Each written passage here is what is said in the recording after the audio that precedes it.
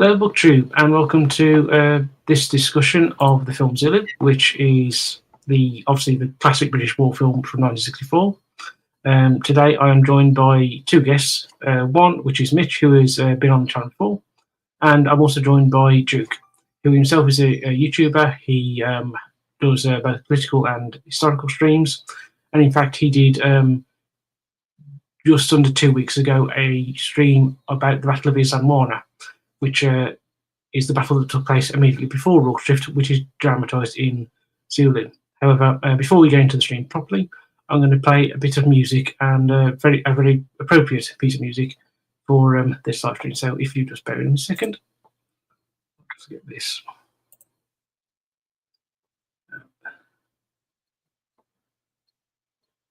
It takes seems to slow down whenever I try to do this. So there we go.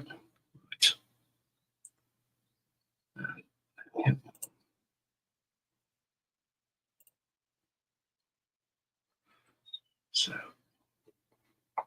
just mute my mic.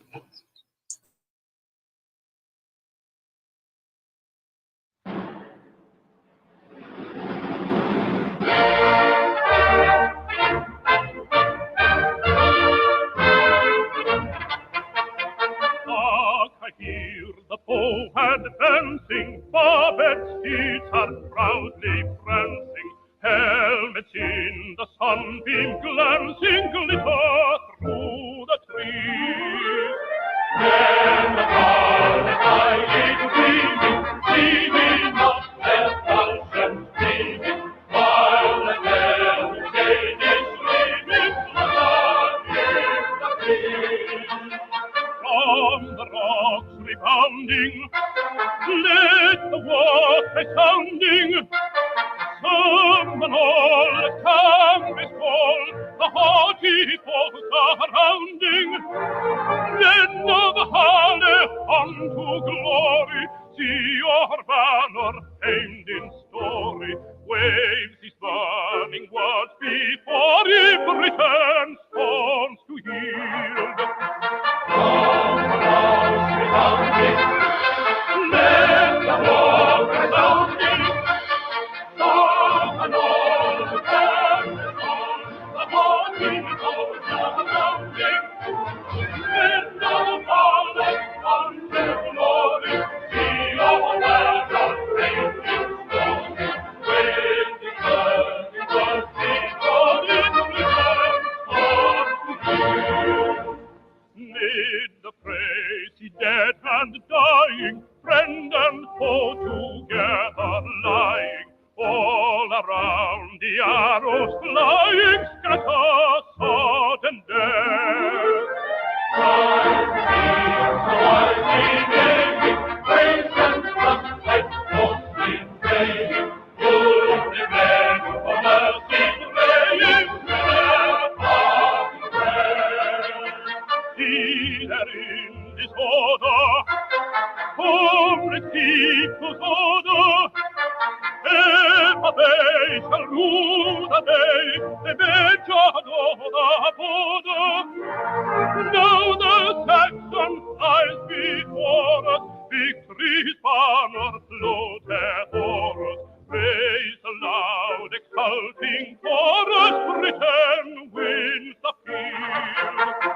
See there in disorder, complete people's order. Ever they shall rule the day, they ventured over the border. Now the Saxon flies before us, victory's banner floateth o'er us. Praise the loud exulting chorus, Britain wins the field.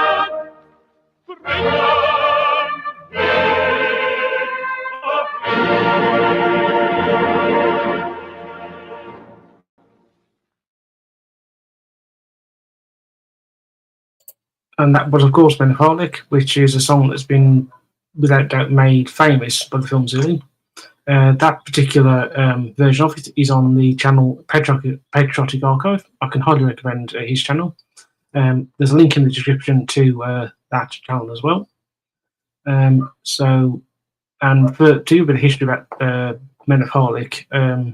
The version in the film obviously has amended lyrics. The original lyrics, which are those where you would have heard then, initially came from were written about the siege of Harlech Castle in 1408 during the Owen Glendower revolt, where the forces of Owen Glendower were pitted against then Harry, Prince of Wales, future Henry V. And so that's why in the song you have the reference to Saxons versus Britons. So just bear a second, I'll just get things sorted out for the introduction. So, obviously, the film we're discussing today is Zulu. This is one of the original posters with the great line, sort of tagline of "Dwarfing the mightiest, towering the greatest." If Duke or Mitch, you'd like to say anything at this point, you're more than welcome to. Yeah, thanks for having me on, Aaron. This is the second review of Zulu that I've actually done, because I was lucky enough to do one with Morgoth and Endeavour, who also reviewed this wonderful British film, which I think is probably one of the most popular British films ever, I would guess. I think so, yeah, definitely. Don't know what Mitch thinks, but that's what I think anyway. Yeah, I'm just thinking, it's a bit weird like seeing Michael Caine's name in like a lower font compared to, let's say, Jack Hawkins and Stanley Baker, like given Michael Caine's famous name, whereas I don't know, yeah. But kind of, I'm pretty sure this is like Michael Caine. Mitch, in the movie, I'm pretty sure it says "and introducing Michael Caine," I think, in the titles at the beginning, because Michael Caine was a pretty young dude then. Yeah, he was born 1930, I think. Yeah, I was thinking he's not. No, he was born in 1933. He's the same age as my dad was. So yeah, 1933 he was born. Yeah, this was very much his breakout role. It's because of this he becomes the superstar we know him today. Yeah, it certainly did, because he got the Alfie films and all the rest of it after Zulu, didn't he? Yeah, and in fact, the film he does, big film he does after this is The Ipcris File, which is the first Harry Palmer film. Oh yeah, and those were pretty good, to be honest with you. They were pretty good movies. He plays a British secret agent, but not like James Bond. He's very like down to earth, that kind of stuff. Yeah, absolutely right, Aaron. Yeah. Interestingly, those films, obviously, Harry Palmer is the antithesis of James Bond, though the production company that made it was the James Bond production company. It was made by. I didn't know that. Yeah, it was Harry Saltzman was the producer on that, and Ken Adams, who's famous for doing all the big Bond villain sets, was the set designer for that. I know that in one of those movies, Michael Caine kills an American agent with a submachine gun, with a Sterling submachine gun, and gets into trouble for it. But obviously, it wasn't his fault. He didn't realize this guy was an American agent. But he gets into big trouble for it, which is kind of accurate, I suspect. But that was that's in Ipcris File itself, I think. From what I can remember. Yeah, there was the Ipcris File. He made, I can't remember, did he make 2 or 3 of those Harry Palmer films? Well, technically, there were 3 in the 60s, and then there were 2 in the 90s. But those 2 in the 90s are not based on any Len Dayton books, so I don't really regard them as part of the series. There were 3 in the 60s: Ipcris File, Funeral in Berlin, and $1 Billion Brain. The only film I know Michael Caine did before Zulu was A Hill in Korea, which I think the Americans called Hell in Korea, because the Americans must have a more fulsome title. But that was quite cool, because of course Michael Caine did fight in the Korean War, in the Royal Fusiliers, and he said that he based his Lieutenant Bromhead on British officers he met in Korea, which I can believe, because even when I joined the army in the early 80s, they were still pretty much like that, you know, many of them. And I'm not saying that in a bad way at all. But, you know, many of them were fine men, but they were terribly cowardly, some of them, you know. So, Yeah, that I think that maybe is not so true now, but they're still there. I think, even though the army, well, I don't need to tell you this truth, that it's not in the best state. yeah, that's the biggest understatement in 2025. But yeah, all right, we won't get into that then. No. Well, just to go into a bit of the history behind the film, in terms of what's depicted. The film obviously shows the Battle of Rorke's Drift, which took place from the 22nd to the 23rd of January 1879. It was the second major battle in the Zulu War. The Zulu War took place in what is now South Africa, in the eastern part. To give you the shortened version, the British had decided that they wanted to initially confederate their colonies in South Africa, which consisted of the Cape Colony and Natal, and also the Boer republics, which at that point were the Orange Free State and the Transvaal. And the Zulus were very much in the way. And so a man who was appointed as the governor of the Cape to oversee this, Sir Henry Bartlett Frere.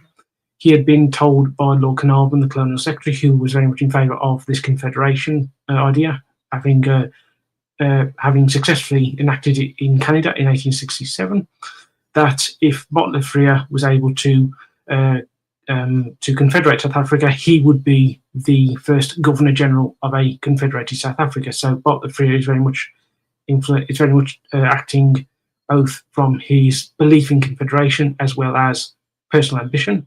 There is a change of view in London by about he's appointed in around 1874, I believe. Don't remember the exact date, but by about 1876 there is a change of view in London, and he is told not to push for war he's told to slow down with the confederation idea, and then by the late 1870s he's told do not go to war with the Zulus, because at that point the British government was successfully dealing with the Russians in Europe, and there was a war brewing with Afghanistan, the second Afghan war. I should point out that Duke last Wednesday did a live stream on the first Afghan war. I will leave a link to that in the description after we finish the live stream, if you're interested in that. And however, Sir Henry Bartlett Frere continued to push forward with the war with the Zulus, and eventually this began in January 1879. Before Rorke's Drift, there was about the Landmark, which was a significant defeat. Again, Duke's live stream, which I would highly recommend people watch if you're interested in the history of that, is linked in the description. Was a significant British defeat, and it takes place on the morning of the 22nd. And so in the film, the Zulus are depicted. The impi that attacked Rorke's Drift is depicted as having fought at Island Morna and arriving to attack Rorke's Drift. However, in reality, it was in fact a reserve unit that hadn't taken part in the battle and was in fact attacking Rorke's Drift, I believe, Duke, against the orders of King Kitchewayo. I've got that right. Yeah, the Undi Corps, which was 3 Zulu aid regiments, were the Zulu reserve at Isandlwana. There were almost 5,000 of them. They did see a bit of action because they did kill some of the fugitives on the fugitives trail. And they were under a guy who was the Zulu king Hwayo's half-brother, a guy called Dabula Manzi. I've been to his grave, actually, which is kind of cool because it's still got the wagon parts on it and all the rest of it. But yeah, it's they were the reserve. They were almost 5,000 strong. They did see a little bit of action, as I say, because they killed some of the fugitives who were trying to escape from this Awana, but they didn't take part in the main battle. You're quite right, Aaron. Can I also point out to anyone who watches this that you might notice that Aaron is Aaron Hook. And the reason he's Aaron Hook is he's actually related to the real Henry Hook, Victoria Cross, who fought Rorke's Drift. Yes, and we will come on to discussing his portrayal, which is, shall we say, not accurate. Not at all. Not at all, no. So essentially the history at that point is that you see at the beginning of the film the aftermath of Islamwana, which I think is reasonably well depicted in terms of sort of the Mitch seems to have gone. Which, if you want to just give a snapshot of Islamwana, I think that's reasonably well done.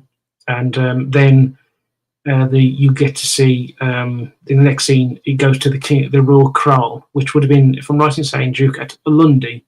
Am I right? Yeah.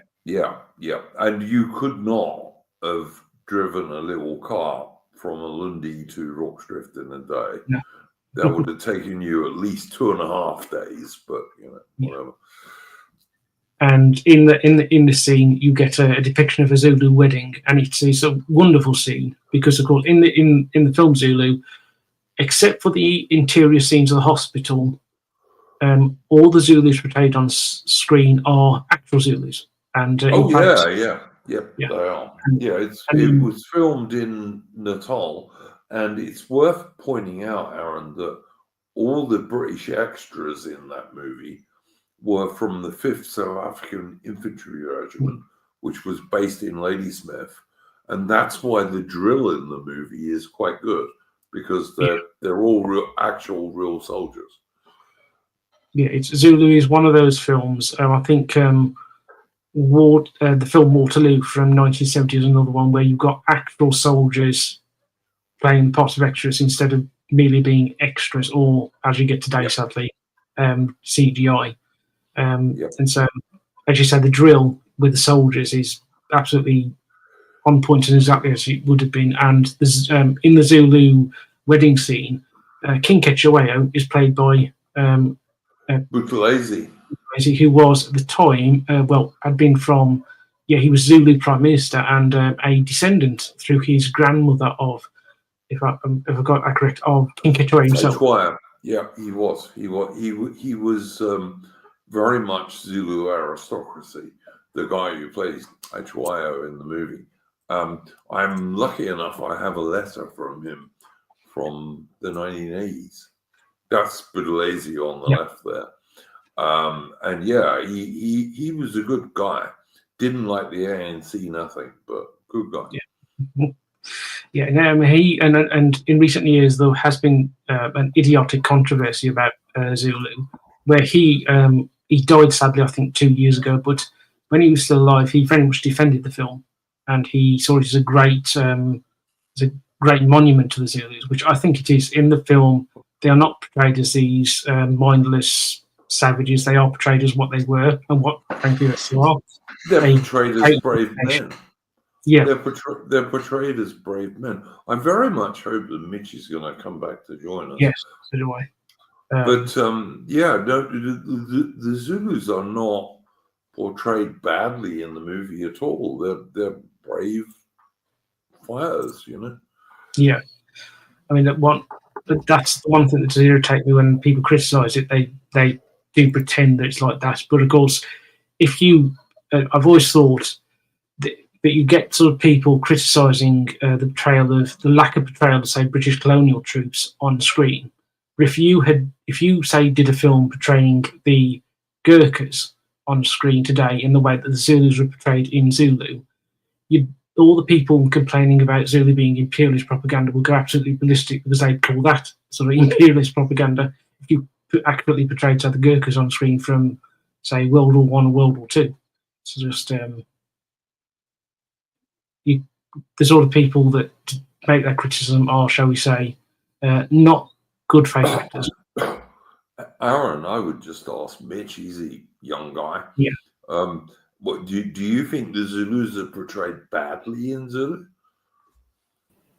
I wouldn't say that. I'd just say they're portrayed honestly, because I mean, it's like what they're seen as like disciplined warriors, and like but at the same time, it's like it doesn't pull any punches. Oh yeah, this is what their mating rituals were like, and you know that Swedish bird. Yeah, she probably represents what any standard Westerner would feel looking at how they conduct. But you're also, Mitch, it's worth pointing out that when a Zulu tries to grab her early in the film, Otwayo, who is the Buthelezi guy we're talking about now, he gets another Zulu to kill the guy who grabs her, so she gets away. You know, they're not portrayed badly at all. No. Now, I'd say that this film has probably done more to sort of show the Zulus internationally than anything else. I would think, in terms of giving an honest and extremely positive portrayal of them. Yeah, they're shown as brave fighters. I mean, you know, they're not shown as cowards. They don't kill women and kids in the movie. You know, what do people complain about? I don't know. You know. Yeah, so we'll just so that the next and the rest now at this point the film sort of moves to Rorke's Drift itself. So I'll just switch over things to here. And so these are sort of scenes. I should explain to people these images I'm showing you now are from where would have been in the I can't remember where it was, but the UK premiere of British premiere of Zulu itself, which took place on the 22nd of January 1964 on the anniversary of the battle itself. And so these would have been in the foyer of the cinema in question. So you can see the different scenes here. And so the film moves from the cry to Rorke's Drift itself, and you see the sort of dynamic between John Chard, played by the late great Stanley Baker here, who is on it's my left. I'm not sure if it'll be on your right if you're watching this. And then obviously next to him is played by Michael Caine, Gonville Bromhead. They are, and in the film, this described as a sort of tension, very much a tension between them, of Chard being betrayed as there purely to build a bridge and forced to take command, whilst Bromhead is portrayed as a sort of very much a traditional British Army officer from a military family, which was actually accurate. Bromhead mentions the fact that I think his great grandfather was with Wolf at Quebec, and then his father was at Waterloo. I'm not sure how accurate that depiction is, but he definitely did come from. I think that is accurate, Aaron. I believe, yeah. And one thing we should at this point mention is that in the film, Chard is sort of seen as the man who comes up with the defence. This isn't accurate. The man who came up with the defence was a Commissary Dalton, who was very much who had been a veteran in the British Army, and he very much is the man who is instrumental in coming up with a defence for Rorke's Drift. He is portrayed in the film, but he's very much seen as a minor character and I would say not an accurate depiction of the man himself. Totally inaccurate. Dawn was an ex-British Army sergeant. And any of us who have known British Army sergeants will know they're nothing like Dalton in that movie. But yeah. But you're right, Aaron. Dalton was the guy who said, look, if we try and load the sick onto wagons and retreat, we're just going to be caught in the open and butchered. So our best bet is to throw up defences and try and fight. But yeah, it was James Langley Dalton who got the VC, by the way. But he is nothing like the person portraying him in the movie. He was an ex-British Army sergeant, very experienced soldier, And he was the guy who said to the officers, "No, boys, we can't run away. If we're going to take the sick and the wounded, because Rorschach was partly a field hospital, if we're going to take these guys with us, we'll just be caught on the open road and annihilated. We can't do that." And of course, he was right. Yeah, and also in these scenes, we obviously get the portrayal of Otto Witt, who played here by Jack Hawkins, as a sort of drunk and a pacifist, which again he wasn't. He also wasn't an old man. He was, I believe, quite a young man with a young family who were away at the time, and he, despite what's portrayed in the film, wasn't actually there at the battle. He left beforehand, from remembering Yes, correctly. he did. Yeah, he did. He did. And his wife and daughter, at one stage, he did think the Zulus had killed his wife and daughter, but they hadn't, because they weren't even at Rorschach. But he then had a career, a fairly brief career, it has to be said, in Britain, claiming to have been at Rorschach. But he wasn't. And incidentally, Rorschach is still, to this day, a Swedish mission station. Yeah, I should say that for people who don't know, I'm not saying this is the Rorschach itself. There's a historical element to it now that they've actually got it so that you can see the battlefield as it was. Oh yeah, you can go to Rorschach. The movie wasn't filmed there, by the way. No. Like if you look in the background of some of the photographs you put up, Aaron, that's Giant's Castle in the Drakensberg Mountains, which is a big dramatic place. The film wasn't filmed at the real Rorschach, which is a little less dramatic than in the film, but it's still a well worth visiting place. I used to live about 30 minutes motorcycle ride from Rorschach, so I've been there many times. But you know, yeah, and just talking about the filming itself, the filming is obviously done, as I mentioned before, almost all in South Africa. The one exception being, as I mentioned, the interior shots you get inside the hospital, where notably you get. Let's see if I can find a picture of him. Is it in this one? No, it's not. Let's see if I can find a hospital. On here.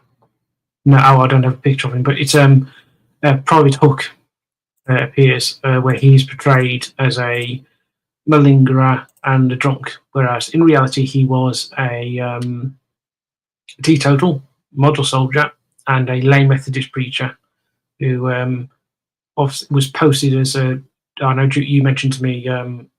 You reminded me a day or two ago. He was posted to the hospital because of his sterling record as a soldier. He was a really good soldier who was just detailed to make tea for the wounded and sick, because his officer said, "Yeah, Hook will do that," and like he was totally unlike his character in the film. He was a very good soldier. He served in the British Army 20 years after the war. He was a sergeant instructor in the volunteer battalion of the Royal Fusiliers, which, strange to say, was Michael Caine's regiment later on. But yeah, he after the war, when he retired from the army, and he was quite badly hurt at the battle, he received an assegai that was thrown at him that went through his helmet and actually almost scalped him. If you look at some photographs of Henry Hook, you can see he's got a very wide parting, and it isn't a natural thing. It's because of that Zulu spear, which apparently gave him headaches for much of the rest of his life. But after he left the army, Lieutenant, although by then he was Major Bromhead, got Hook a job in the British Museum because he was a good soldier, and Bromhead thought he needed something that would stop him being poor, basically. And yeah, he was an excellent soldier. He was nothing. He wasn't this layabout barrack room lawyer they pretend in the movie. And as you know, Aaron, his two granddaughters, who were elderly ladies by 1964, actually walked out of the premiere because of the way he was portrayed. Yeah, they did, and quite understandably so. Yeah, no, absolutely. I don't blame them at all. Hook was a great soldier.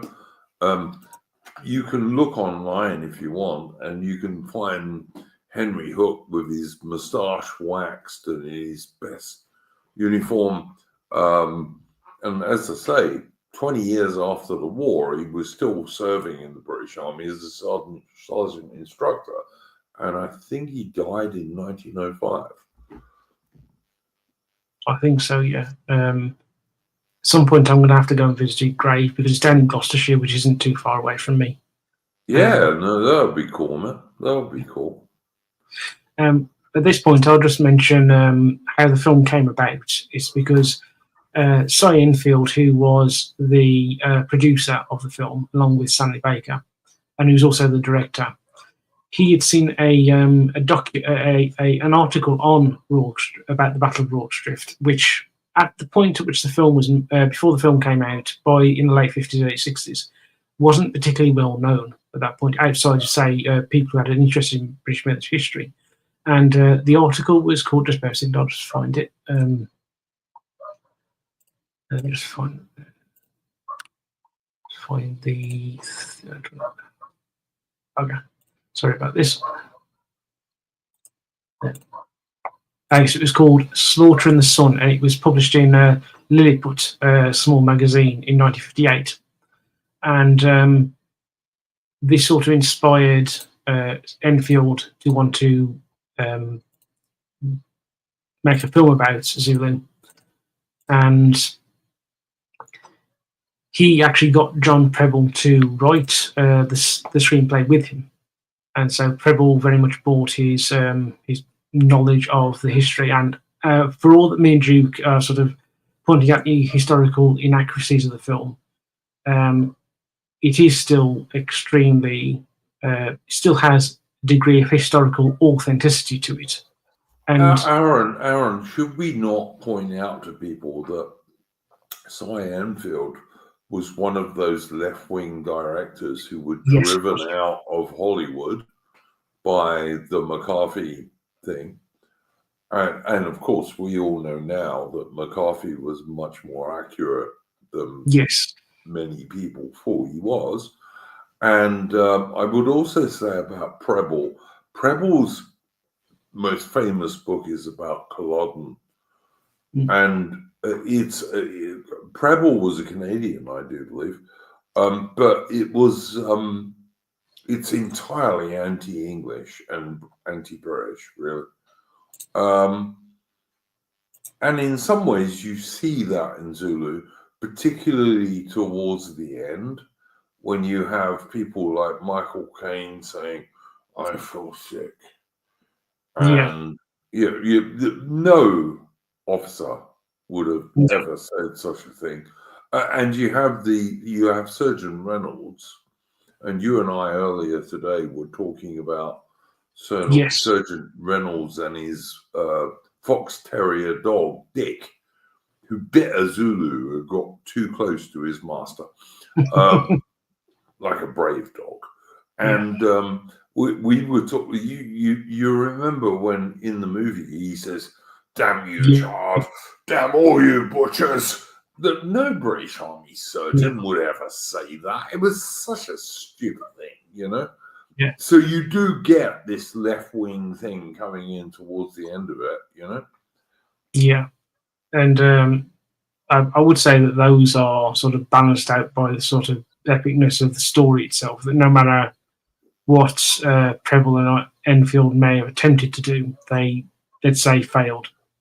Well, they couldn't win because there was only like 135 British soldiers, and there were 4,500 Zulus. The guys were outnumbered 45 to 1, for God's sake. So they were a bit fucked in that way. But yeah. Mitch, what do you think, mate, as a young bloke watching this movie? I don't know how I would have phrased it. Well, yeah, I'd say, like, yeah, but there were some scenes where you go a bit atypical, to say the least, of the army. Like, you wouldn't expect to see an army. Like, it's one thing if an officer were to say that to himself. Like, let's say, you know, you have someone like Wellington and Waterloo who might say, "Oh, he laments the dead on both sides," but you wouldn't say that in front of your troops after having just scored a victory, especially when you don't even know you might be counterattacked, and you don't want to sink your own troops' morale by saying, "Oh, he feels sick," after having to kill men who were trying to kill him. 100, mate. Totally agree with you. No officer would have said that in public at all. But you're totally right, Mitch. But yeah, carry on, Aaron. I mean, yeah. Yeah, I think at this point we should just discuss probably the thing that when you watch the film Zulu, it's the thing that you see the most, which is the battle scenes, which are, I think, some of the best ever seen in a British war film. Whether you're talking about the Zulu, the arrival of the Zulus at the start of the battle in their huge numbers, which for those who don't know, the way they did that is because the way they did that is that they didn't necessarily have enough Zulus there. So what they got was they got a number of the Zulu shields, hammered them, nailed them to pieces of wood, and they'd have two actual Zulus at each end, and so they'd be moving around, so it'd make the numbers look more. And if you look very closely on the film, you can occasionally see that. And also, sort of, as you referenced before, Duke, the British soldiers are obviously being portrayed by South African soldiers, and so the drill is really well done. And you get a real sense of the way that the British Army would fight with volley fire, and also the use of the bayonet, which is sort of a very integral part of the British Army then and also now. If I'm right in saying, the British Army still does bayonet training, even though people still do, mate. They still do. Some people who I frankly think are incorrect about this regard bayonet practice as a waste of time. I don't think that. I think it's for everything I've seen and read, it's a sort of important part of making you into the soldier. Look, go around the corner, Aaron, in a modern war, and have four enemies in front of you. You might shoot one of them, but you might want to stab another if you got a bayonet. Yeah. In fact, and also, bayonets scare the enemy. They scare the enemy. In fact, that exactly. Oh, sorry. Oh, sorry. Sorry, Mitch, you go ahead. I was going to say, because the thing about the Zulus was I believe that guns were a cowardly weapon of war, because it said something along the lines of they allowed you to kill a man without awaiting his attack. I imagine with bayonets, actually, the Zulus kind of relished that part of a fight because they get to have a practical one-on-one fighting, whereas they would have hated the more shooting us, like they would have hated shooting those muskets, especially when you factor the, like for example, that you have the Zulus in the actual battle. They, like, two of the casualties or two of the dead we suffered in a battle were actually caused by Zulus shooting down at us. But it's a good thing that they weren't really good with the guns, and they had that cultural attitude of just thinking guns as a cowardly weapon of war. Because imagine, I don't know, let's say you had a dedicated skirmisher unit for argument's sake, then Rockshift really would have been buggered. So yeah, and actually, what you're referring to there about coming around the corner, the image we're seeing on screen, actually, you depict that where Chard is cornered by two Zulus. He shoots one, and then he has to go against the other with the bayonet itself. And then, of course, what's his name? I'm trying to remember the name of the guy with the bayonet. Ferdinand Schiess. Oh, yes. Schiess. Yeah, Schiess comes out, and Schiess was a real guy, by the way, who really was at Royal Shrift. Natal Mounted Police, and saves him. But yeah, she was a real chap, and he was Swiss, and he did get himself in a private war by them. But yeah, and the scenes that you're seeing. So this, for example, is where Chard obviously gets cornered, and this is another scene. It's a good depiction. You get a very good. And that's Giant's Castle, Aaron. Behind it, that big mountain range, that's Giant's Castle. I've climbed that actually, but yeah. And you get real sense of the sort of the battle scenes are really well choreographed, and that you get a real sense of tension throughout the film of the overwhelming force of the Zulus and the British determination to fight on. I do wonder, Mitch, do you think any modern war films that you can think of come anywhere near close to sort of the way that battles are depicted in Zulu?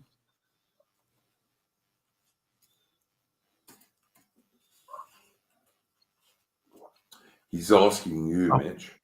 Yeah, you, Mitch.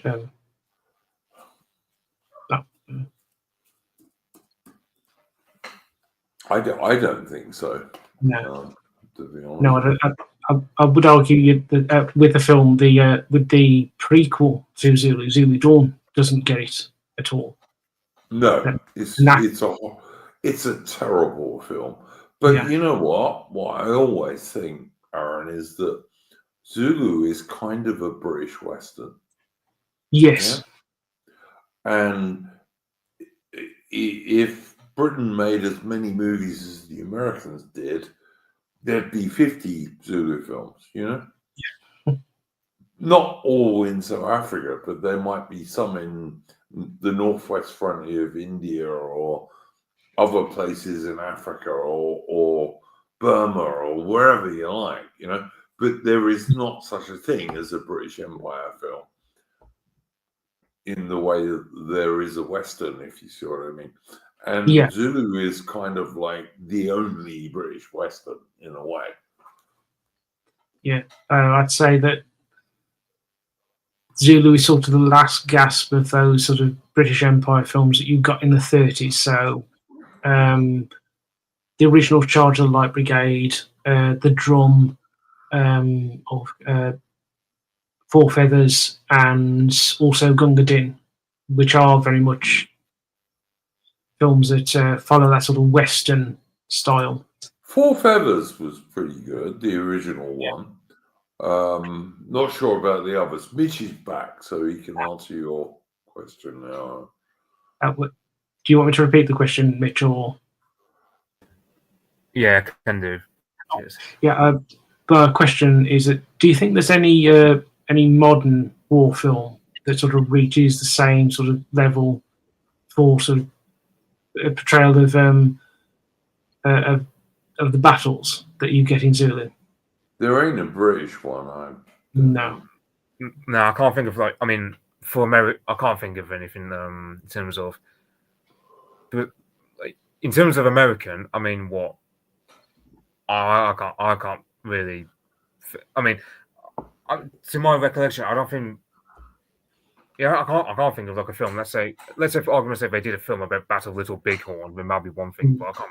But yeah, I just can't. I mean, Son of the Morning Star, Mitch, is the most accurate Little Bighorn one, but it's still not very good. But it is the most accurate one. Yeah, because the thing is, like West. I mean, I wonder. I mean, yeah, I think like. Yeah, I think you'd have to go to a sort of Anglosphere to look for a film where, let's say, where you have a war film and it's not all about having a happy ending or it's not trying, or let's say you have a bittersweet ending. Because, I mean, Zulu does have a sort of, because on one hand, sure, yeah, you've got the Zulu Warriors saluting them, and it's got bittersweet in a sense because you've got on one hand, well, yeah, you might think of the Zulus as somewhat savage in their cultural outlook on life, especially when you look at, for example, 60 odd Zulus get killed just for the sake of scouting how many guns that the British garrison had, which that concept of just not valuing human life, we just couldn't fathom. Whereas, like, let's say, you'd have to go outside the Anglosphere to look for films that do stuff like that. I mean, let's say for argument's sake, you might have Battle of Stalingrad, like you might have a Stalingrad film from '93 where, you might have like a bittersweet scene where a guy has to sacrifice himself just to throw a grenade or something like that. That's the closest thing I can think of in terms of like portraying the same kind of sort of outlook on war that the Zulu does, where it doesn't completely doesn't go overboard like All Quiet on the Western Front, the latest rendition does, but you also have a sense of like respect for both sides. Yeah, and I would just to go back onto the portrayal of the Zulus. One thing that the film does really well is it does portray this as less as it happens to be seen sometimes the Zulu War as a large the British Empire versus a small kingdom. Instead, it portrays it quite accurately as a rising imperial power in South Africa, but in the form of the British coming up against a declining imperial power in the form of the Zulus, because the Zulus themselves were an empire. And so you very much get a good sense of that in the way that they're portrayed in the film and the way the British are portrayed. I think at this point, I think I should at this point mention the music in the film, because I think that, as much as the battle scene sort of is really memorable, and obviously the film was scored by John Barry, who is probably he's a legendary British composer for films. He, for example, composed numerous James Bond films. I think he composed some of the Star Wars films. He had a very, very long career. I think he scored the last film a year or so before he died. He died in 2011, I think. Let me just take a look. 2011, and I think, let's just see. I think early 2000s, but he was scoring sort of huge numbers of films throughout his career. And so the theme itself, the opening theme itself, is really really hits hard. It's a very, very iconic opening theme, and that the different sort of pieces of music he sets, sort of the leitmotifs for when the Zulus arrive, and that sort of big sort of booming sort of almost operatic piece of music has when the Zulus arrive around Rawstrift really, really works well to get the tension up. It's a sort of it's really you can't really separate the music from this film in a way that the music is integral to the film in a way that it's not necessarily in quite a lot of other war films. So if you think about, let's say, a Bridge Too Far, the theme music to that, you obviously, if you've watched it a few times, like I know that I have, Duke has, and Mitch have, you know the music, but it's not the first thing you necessarily think of. But whereas when you think of Zulu, you will think of the battle scenes and the music playing at the same time. You will think of Men of Harlech, which I think that makes it. I think that's part of the reason why this film is so unique and so great. It's a perfect meshing of the drama, the battle scenes, and the music. What do you think, Mitch and Duke?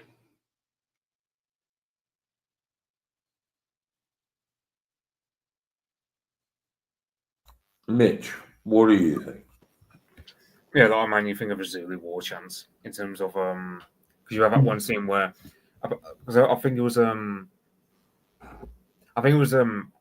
Adendorf or Adam Wolf, whatever his surname was, the ball fellow who said like the first chant was the Zulus mocking the Brits because they were saying, "Oh well, after East India won, they didn't have a high opinion of us as soldiers."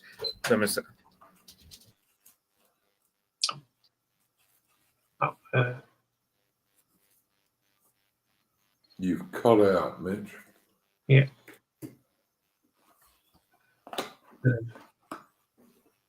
I'm sure it will come back. Yeah, as for the second chant, it was yeah, I don't know what happened, man. Like I've got my mic cut out a bit. Like as for the second chant, it was sort of respectful. Like it was just saying, it's a shame that they have to kill such brave men. And then the third one, after the battle's completed, it's just like they're just saying, I don't know, like basically we deserved like to win. Basically, like they were just like I can't think of the words, but basically it's not like really celebration. It's more the fact that they're just admitting that we were the better side or something like that. Like like Yeah. that kind of manner of song.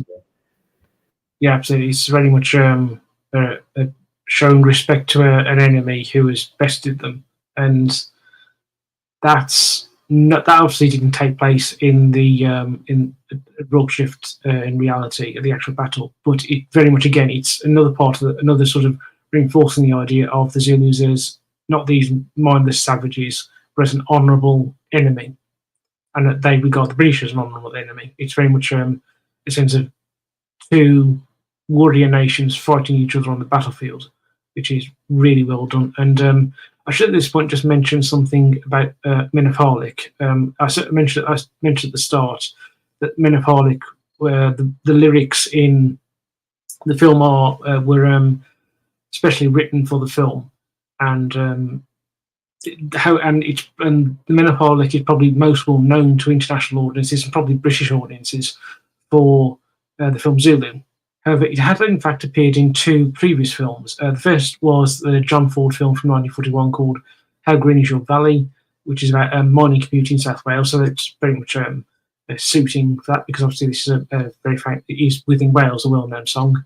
And it also appeared 10 years later in a film called a western called Apache Drums, where sort of suitably, given its later use in Zulu, the film there is about a small town being attacked by Apaches, and the townsfolk take refuge in the church to defend themselves. And the local clergyman, who is Welsh, starts singing in Welsh Men of Harlech. And it's an interesting one. I don't know whether Cy Enfield or Joseph E. Levine, who was the executive producer, had seen that film. But they must have, given that I think they might have, given that the man who produced it was Val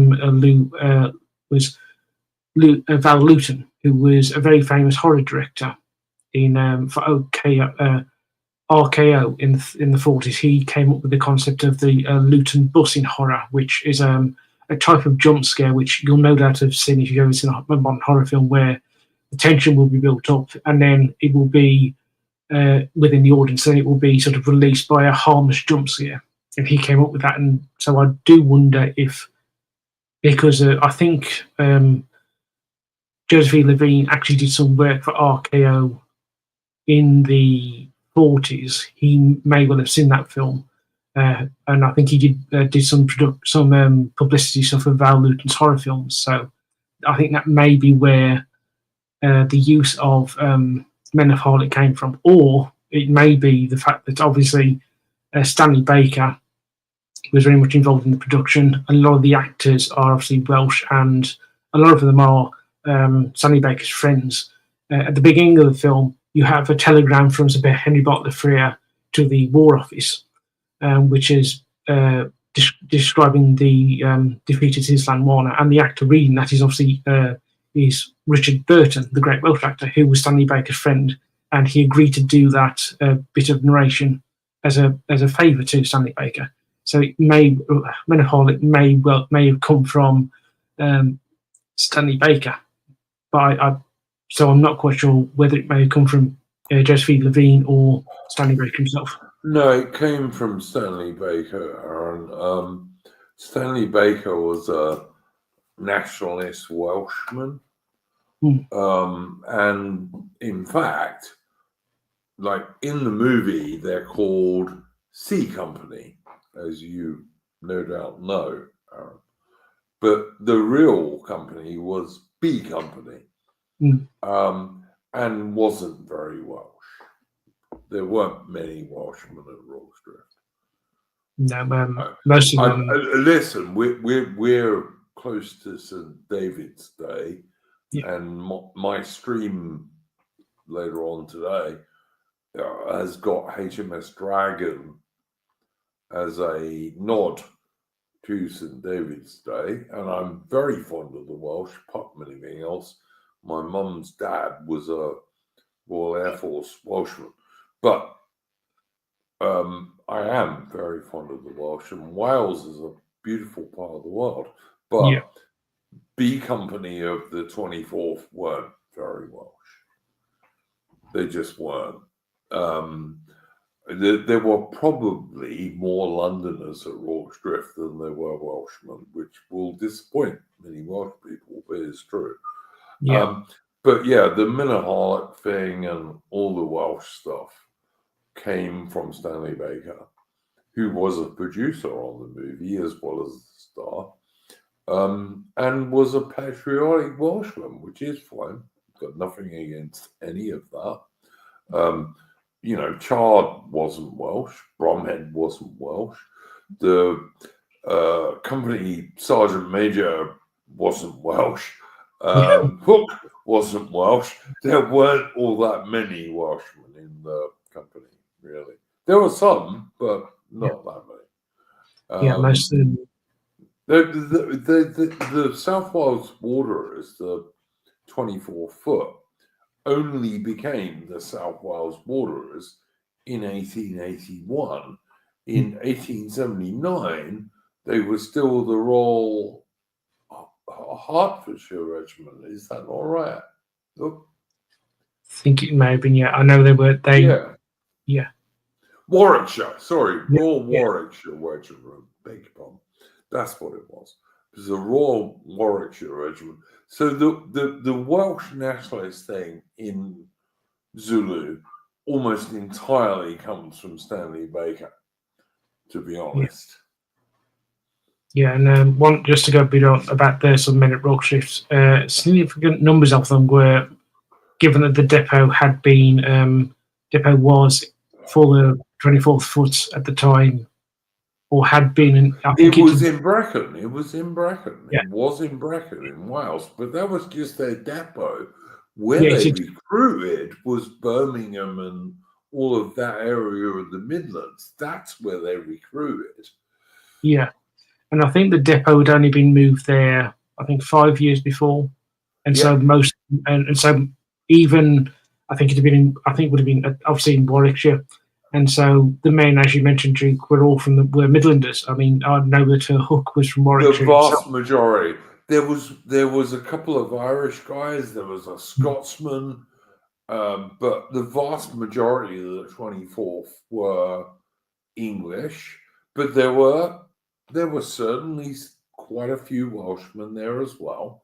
But it was not a Welsh regiment. It wasn't. No. It is now. Well, actually, it doesn't exist now. Now it's part of the Royal Regiment of Wales. But the South, even when they changed the title, they called them the South Wales Borderers, which kind of gives you the clue. They were partly Welsh and partly English, you know. That's where South Wales Borderers comes from. But, you know, whatever. Well, I mean, listen, I'm very fond of many Welshmen. So I'm sorry, Mitch, carry on. I was just saying, like, I mean, for example, you have the Royal Monmouthshire. They recruit away in my neck of the woods in Staffordshire. So not all. So you get army regiments where, like, they recruit some men from different areas as opposed to what the name makes you think. They always did, Mitch. They always did. And, like, the 24th, the Warwickshire Regiment, as was, which they never mention in the movie, but that was actually their title at the time. They used to recruit heavily amongst the industrial Welsh in Birmingham and that sort of area, but also everybody else. And they were not an especially Welsh regiment back then. Obviously, these days, with the, with the Royal Regiment of Wales, which is the only Welsh regiment that's left because the British Army has been destroyed by the British government over the years. They make a big deal about this, but it wasn't true. If you look at the guys who won Victoria Crosses, I think 2 of them out of 11 were Welsh. Yeah. And I don't say that being a bad guy, because like I say, I've had very good friends who were Welsh, including very good military friends who were Welsh. Bravest of the brave, I've got no problem. People who follow me on Twitter would have seen I put up Simon Weston earlier from the Welsh Guards, one of my great heroes, tough as nails. But you know what?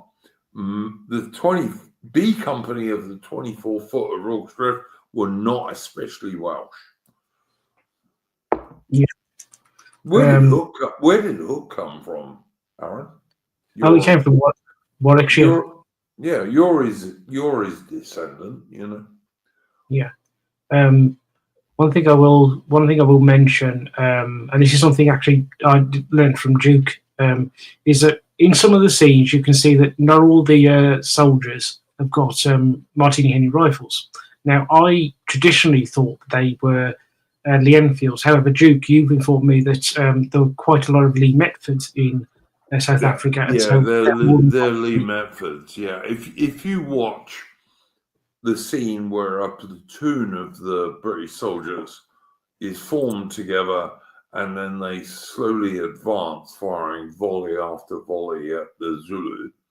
If you watch that scene carefully, you will see 1 or 2 soldiers single loading their Lee Metfords.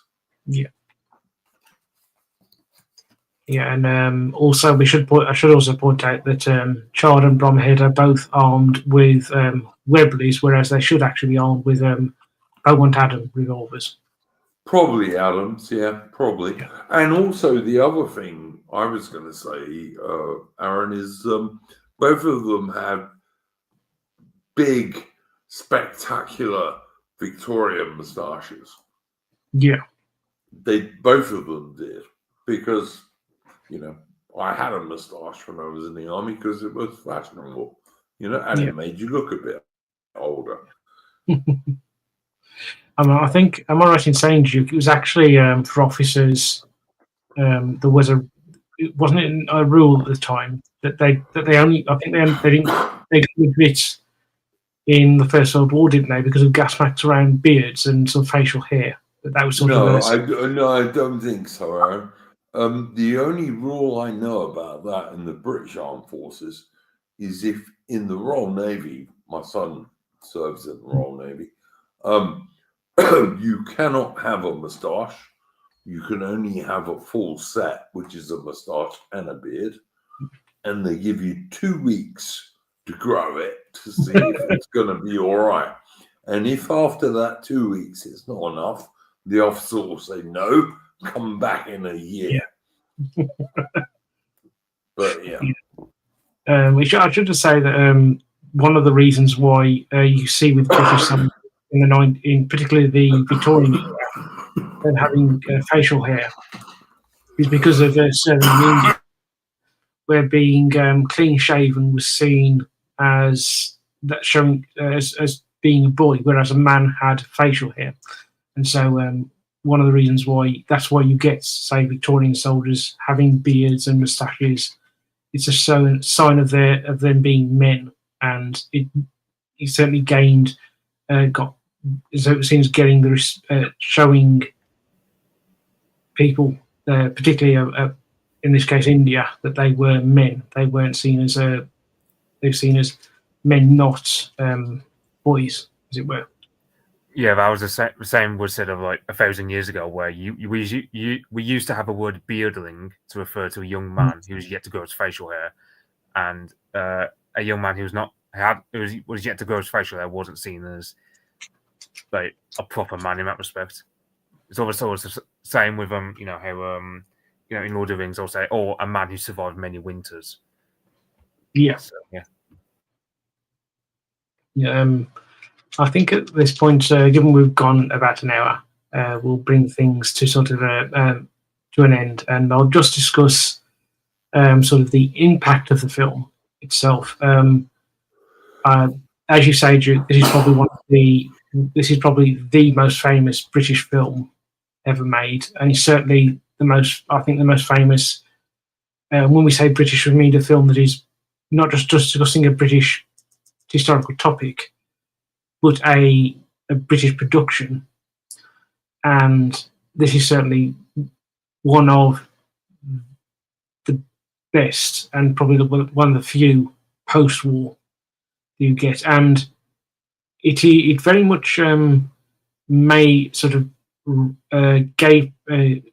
people the Battle of Rorke's, which, as I say before, the film Zulu had been sort of forgotten outside of military. Those who were interested in British military history, and so people now know about Rorke's. And I think, Duke, you can probably correct me if I'm wrong. This film has probably done more to revive interest in Rorke's, in not just Rorke's, but the Zulu War in general, than anything that came before or since.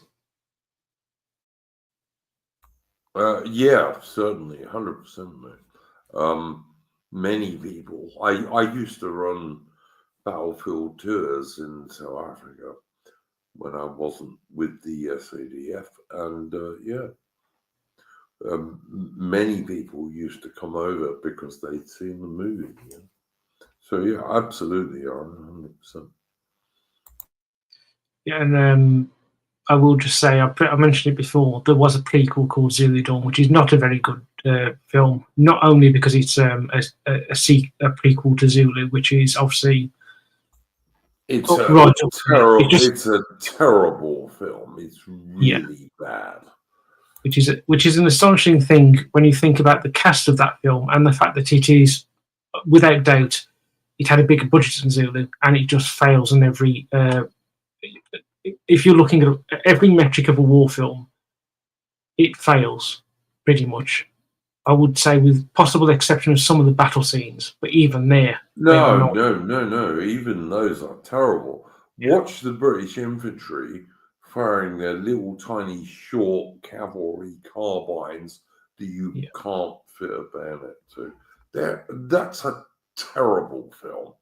And even not going into Burt Lancaster's Bajaber's accent or any of the rest of it, it's just an awful film, and it's badly done, and it's terrible. Yeah. I would say to people, if you want to get somebody into looking at the Zulu War, do not show them Zulu Dawn. Show them Zulu, and that will work. Zulu Dawn will not. Is there anything you want to add, Mitch? The only other impacts of a film I can think of, so there was a guy who was trying to rescue people from the burning towers in 9/11. He was found singing "Men of Harlech." I think it's like because if he was Cornish, I believe, and of course Cornish being a sister language to Welsh. He was found singing that as a means of calming down people, and I think it's something like he knew of that song because of Zulu, or something like that. So I think that's one impact. Which I don't know if there's any Americans who watch this. They might be interested to know that little kernel of knowledge. It's pretty cool, Mitch. I didn't know that. That was I think Rick Riscola. I think that was his name, wasn't it? Mitch. Sorry. Rick something. I think it's like Rick. Yeah, I can't remember, like Riscola or something like that.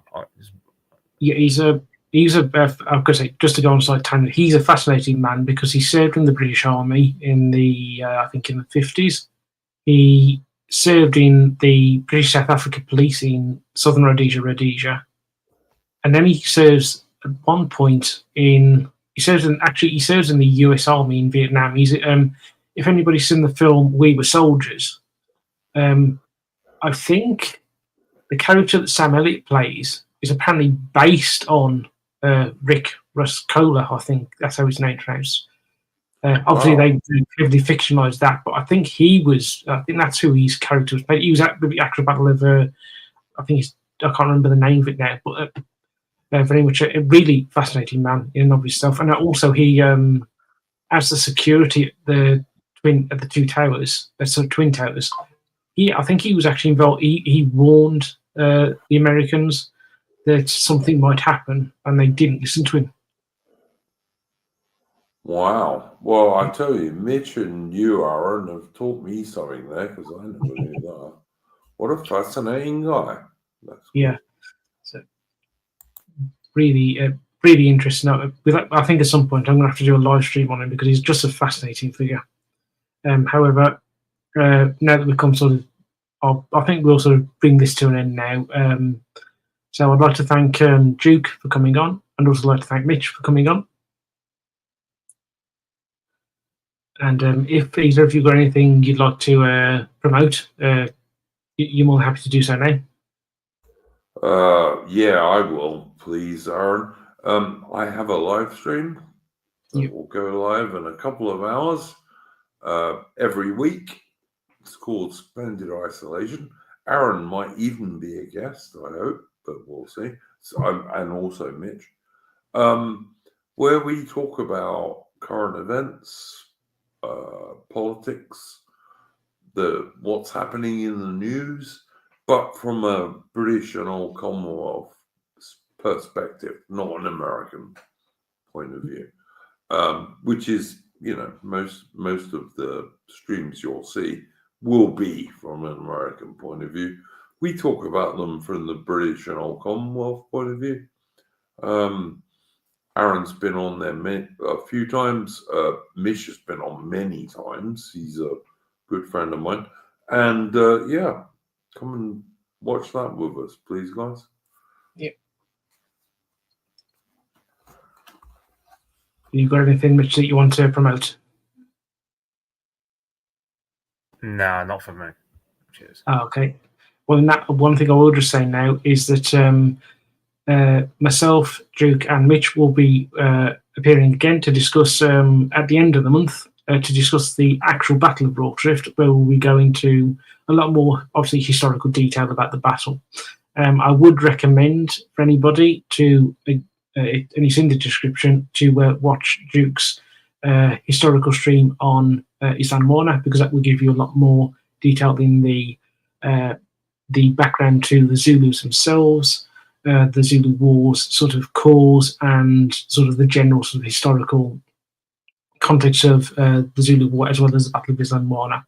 And we will obviously discuss those things in our Rorke's Drift live stream, but in a lot more limited fashion. So I would recommend you go and watch that to give you a good grounding in history before we do our Rorke's Drift live stream. So with that, ladies and gentlemen, I will say goodbye, and I will see you tomorrow, because I'm going to be doing a live stream with my friend History Buff 1939, where we're going to be discussing the true life story of Louis Zamperini, who was a Pacific War veteran and a very fascinating figure. So with that, I will say goodbye, and I will see you tomorrow. Bye,